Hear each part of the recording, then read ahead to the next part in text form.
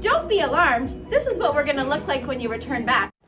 Well, we are already getting a glimpse at what the new normal looks like for kids when schools begin to reopen. In Canada, thousands of elementary school kids are back in the classroom, but returning to school in person is voluntary. It's not just the teachers either who look different.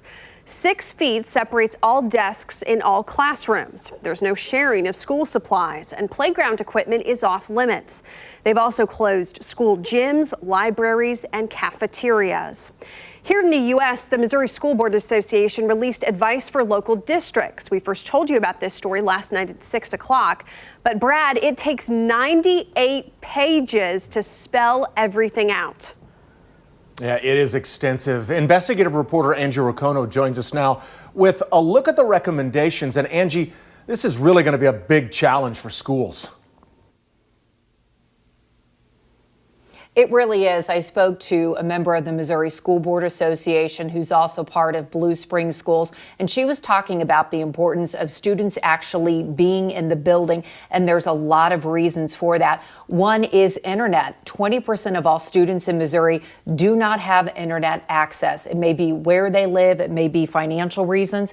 Something else that they talk about is that hotline calls are down. Schools are a huge safety net for kids, and it catches all of those problems. And schools provide all sorts of social services to kids. We're talking about emotional health and well-being, so it really is tough to keep schools closed.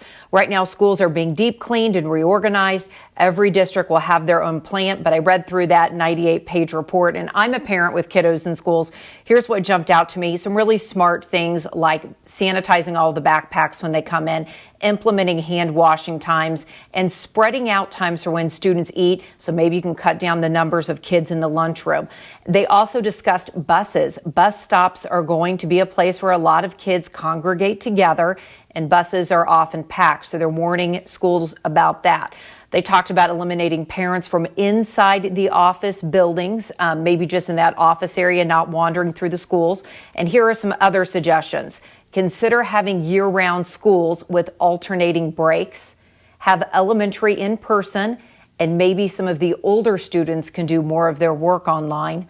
Reorganize and revise and possibly cancel some of the extras that schools do, like band, choir, orchestra, sports, games, and after-school activities.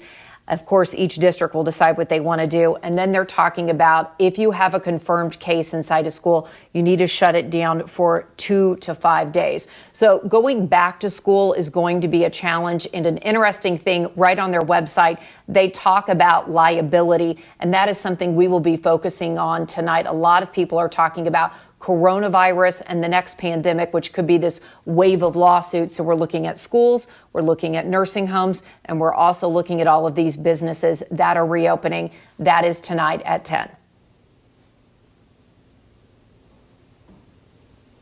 Yeah, Angie, so much to unpack there, a lot to digest. Thank you.